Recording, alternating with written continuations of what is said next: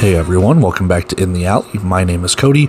Glad you guys are back for another video. We will see how long I get into this before I start coughing my brains out, which is kind of the reason why I haven't posted this video yet, because I'm sick and I'm good for that once a year, normally around the beginning of the season. So glad it's week 1 and not week 4 or 5 like last year or 2 years ago, whenever it happened. So get it out of the way while I can, trying to pump up the vitamin C and Mucinex and all that stuff before I go to the Quad Cities this weekend. So I'm getting there, but yeah, we'll see. It's it's bad. So I don't wish this on anybody. It sucks. It's the change in temperature and all that stuff. But we do have a game to recap between Vegas and Green Bay as Green Bay gets their revenge. I don't think I need to tell you guys twice if you've already seen the recaps, the scores, and the stuff like that. Let's dive a little bit deeper into that. Talk some highlights throughout the quarters. We'll talk, obviously, the stats and everything along those lines. If we won our bet or not, and we didn't, but cross that bridge later on, and then obviously get out of here with some final thoughts and stuff like that as we prepare for week 2. So with that, let's go jump in.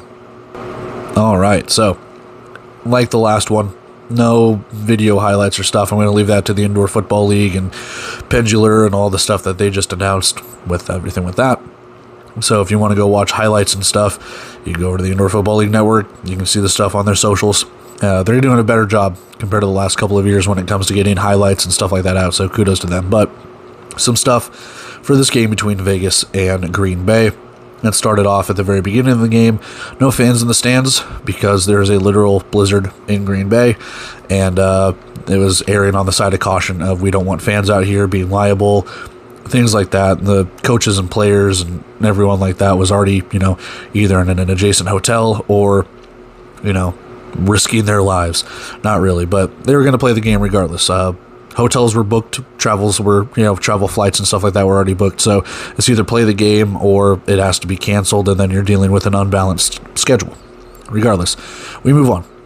Liam Thompson gets the start at quarterback for Green Bay. Running back for Green Bay is pronounced Malignaggi. So I will, Joey Bonadonna, who does a very great job, he was going back and forth between Malignaggi and Malignaggi. I'm going to say Malignaggi for the time being, unless it's corrected. So Malignaggi it is. First Green Bay drive moves along nicely. Easy pitch and catch for Trayvon Alexander for the touchdown, and Green Bay made their first drive look really, really simple. I mean, they didn't look phased at all, and that was something that I really wanted to watch, was how they faced adversity. There was no adversity. Vegas goes 3 and out. Rui misses a field goal. Isaac Ross for Green Bay has a huge return to the 1 after a penalty. So I think he returned it to like the 3 or 4 yard line. Goes down to the 1 with a penalty, half the distance, what have you. Blizzard, they don't need any stinking fans in the stands. They've got their home field advantage. Vegas stuffs Green Bay on a 4th and goal. They need to stop. Green Bay is going to go for it. Blizzard score on a jet sweep for Drayshawn Hudson. Vegas has only run 3 plays, and there's less than 5 minutes in the first quarter at this point. Vegas will respond, though. Takes them a second, but converting 3rd and 4th downs, Quentin Randolph hauls in a touchdown from Jayden de Laura. We move into the second quarter. Clifton Duck forces a fumble for Vegas. Trinalius Tatum recovers for the Nighthawks. We have a little shift in momentum, it seems. Josh Tomasco's left side for a 1st and goal. Vegas starting to use tempo. Green Bay, they use tempo quite a bit, so taking a page out of their book here. Green Bay used it for the last couple of seasons. Catch them off guard. Motion handoff to Tomas, and he is not in. It's 3rd and goal. I think he got stopped at the 1. Delores stretches. He can't convert. And can Green Bay get a turnover on downs here? The answer is yes. It's incomplete on a pass. Blizzard, they complete the goal line stand. Green Bay gashing Vegas on the running game early on here. Malignaggi and Thompson both running really well, and you'll see that as a theme throughout this game. Malignaggi and Thompson kind of gashed them a little bit, all things considered. And then Liam Thompson put the team on your back. Big boy run gets big boy rewards. Touchdown Blizzard, shaking off a blitzing linebacker. If you've not seen this clip, go do it, because a linebacker right up in his face, he shakes it off. I think it's a 16-yard scramble, and he reaches over the goal line. I'm not trying to compare the two, but for me, it kind of reminded me a little bit of the Fernando Mendoza touchdown with Indiana and Miami, where he was reaching over the goal line in the national championship game. Again, not a 1-for-1, but just being able to see a big boy run like that for the touchdown, pretty nice. Again, not trying to compare the two, but it's kind of reminiscent of it. For the next drive, there's pressure to Jayden de Laura. He has a back foot throw, and Randolph baits a defensive back into pass interference. And you'll see this a little bit throughout the game whenever you go back and watch it. I know I will, of how many throws Jayden de Laura threw off his back foot, or like kind of had like a jump throw. Like there was pressure on him most of the night, and he was throwing off his back foot. He was kind of throwing while jumping too, and I noticed it like at least 4 or 5 times where he was throwing off of his back foot. So it's kind of a theme throughout it.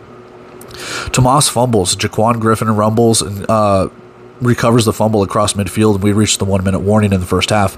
Vegas gets a tackle for a loss. Mevis comes out for a field goal, and it's inside the upright and good. And Coach Davis thought it was no good. Didn't bother to challenge it or anything, I don't believe. And there you have it. Field goal is good. Vegas gets inside the 5. Phoenix Sproles goes down before the sticks. Clock runs out, and that's the half. It's a very brutal half for Vegas. And I think at this point, I don't have the score in front of me. I think it's 23-7 at the half. Green Bay leading. So we go to the third quarter here. Deshaun Stoudemire and Phoenix Sproles are showing up. Vegas has a quick score, and Phoenix Sproles with a great touchdown grab. And again, another highlight. If you have not seen this, boy goes up and gets it. It's really, really awesome to see. Just jumping up there, high pointing it, doing what he has to do. Hold on a sec. I do apologize. Like I said, I'm trying to get through this while being sick. Vegas gives up a huge kick return for Hudson. I believe it was Drayshawn Hudson. It might have been Isaac Ross, but I couldn't. I wrote down Hudson, so if it's not, I need to correct that. But again, special teams were kind of a thing for Green Bay in this one. They had a lot of good kick returns. Liam Thompson might be good. I say that sarcastically. He's running very, very well tonight. He is throwing the ball really well, too. Green Bay is stuffed on 4th down. Vegas needs this turnover on downs. Big play for Tomas. Vegas is marching. They get inside the 5. Randolph rushes in for a score. Nighthawks are back in this. Green Bay has another big kick return. They're just so good tonight when it comes to kick returns on missed field goals for kickoffs. Couple of plays, and Terrell Carey has a catch to the 1. Thompson has a keeper, and he is in for 6 points. I think he kept it, ran to the right, gets across the goal line with blockers and stuff like that. de Laura is starting to find his rhythm a little bit for Vegas. He has rhythm with his wide receivers as the game goes on until a pass is tipped at the line of scrimmage. And we get closer and closer to the end of the third quarter. We go to the fourth. de Laura scrambles, throws across his body, finds Tomas, who was open, goes in for the score. Vegas is a deuce away from tying this game. And again, another highlight you need to see to believe, because as Trey from Off the Wall mentioned, it's kind of like a you press the wrong button in Madden kind of thing. But rolling out to the right, I thought he was across the line of scrimmage, throws across his body, which is a huge no-no in football. Tomas is wide open, so who cares? And Tomas goes in. And then what a pass breakup by Fred Flavors for Vegas. They get a 3-and-out. Mevis misses a field goal, and Tomas has a return inside the 10. It's already 1st and goal Vegas. They're knocking on the door here. Number 8, Davis for Green Bay is ejected for kicking an opponent.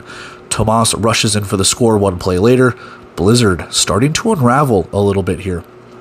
Blizzard using a lot of time on this drive as penalties pinball them up and down the field.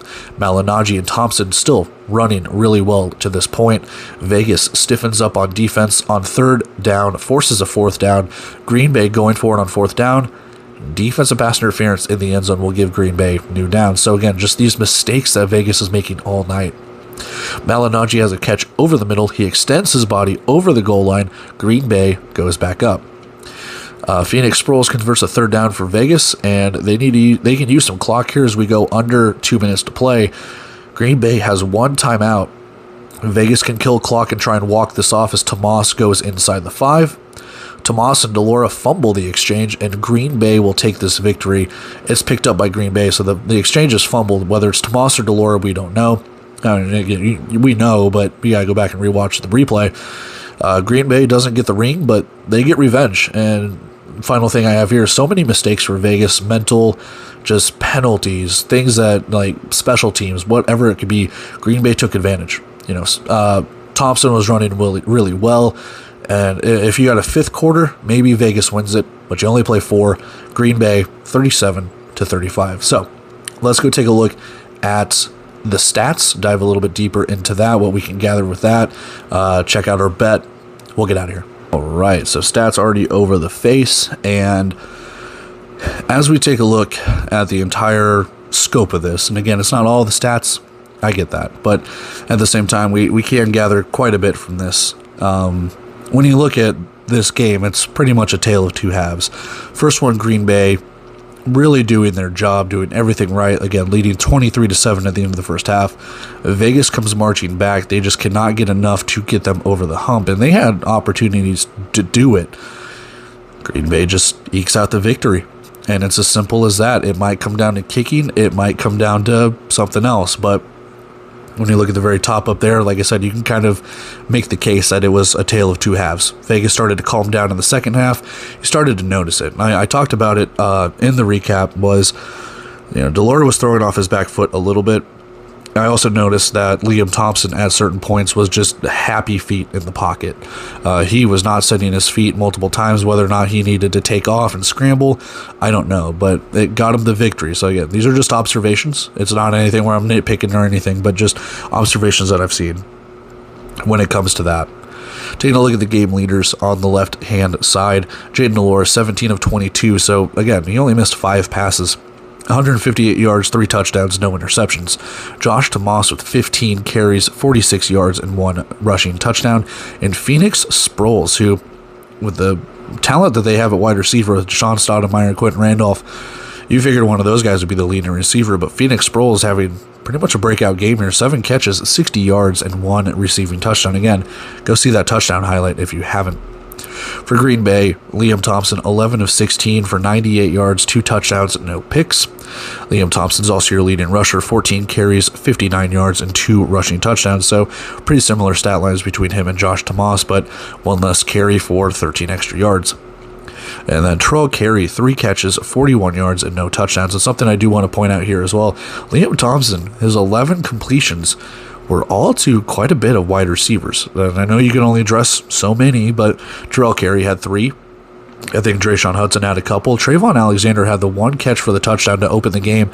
He didn't have another catch for the rest of the game. So whether it was between Carey, whether it was between I just mentioned him, Drayshawn Hudson, whether it was anyone like Isaac Ross or whoever the case could be, he was spreading the ball around. Sal Malignaggi, I believe, had a catch, if I'm not mistaken, 2.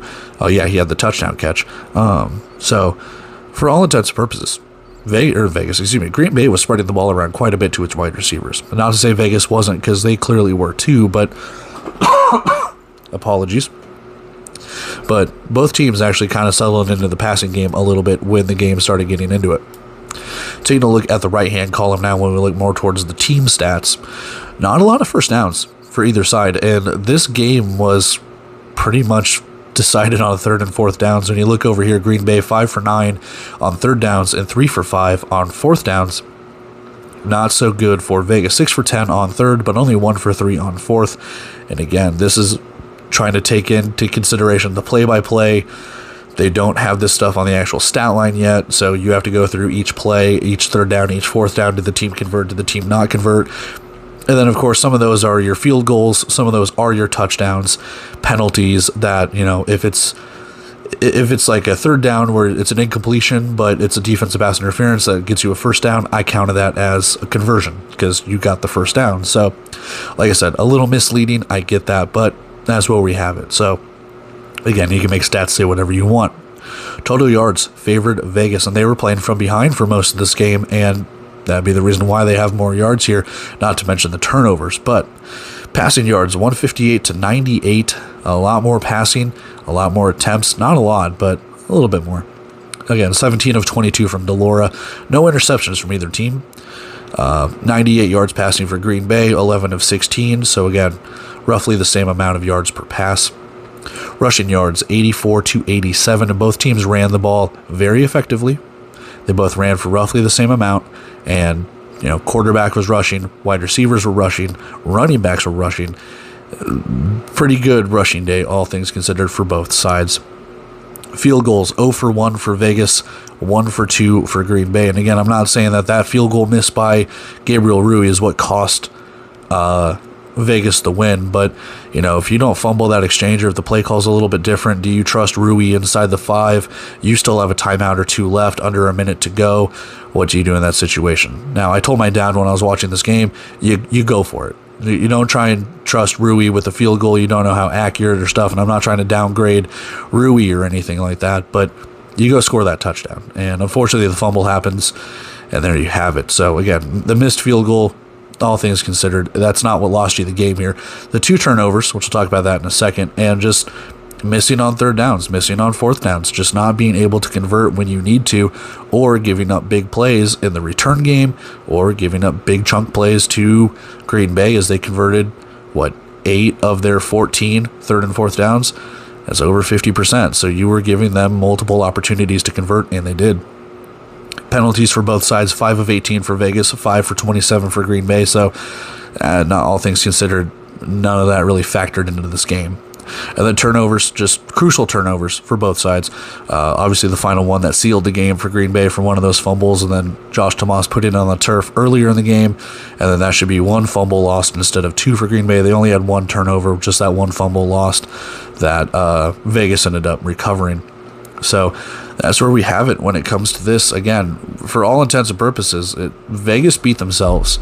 Not to say that they deserve this win. Green Bay deserved this win. Absolutely. Vegas just, they kept stepping on a rake every single chance that they got. They got back into the game. They took the lead. It was 35-30, and Green Bay scores the game-winning touchdown.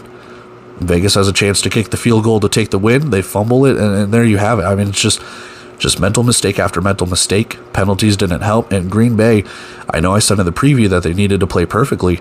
They didn't play perfect, and it didn't matter. They eked out this win.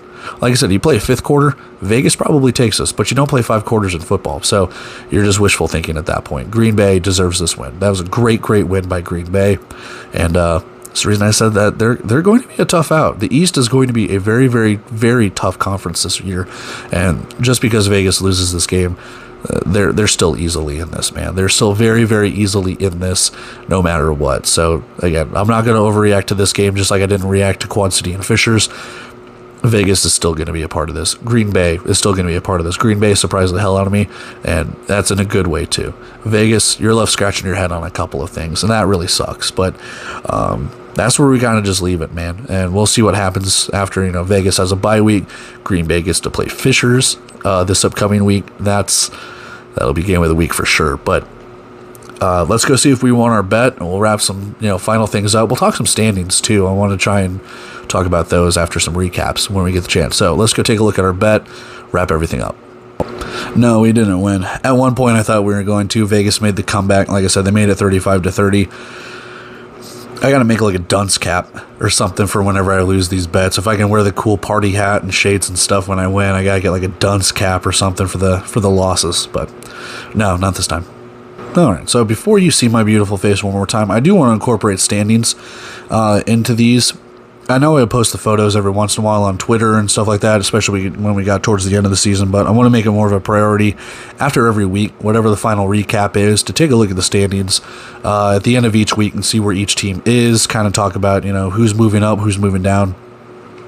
Not a lot of movers and shakers in this one, as only 2 games were played, 4 teams played. Fishers and Green Bay both 1-0, Quad City and Vegas 0-1, and at the bottom end of their respective conference.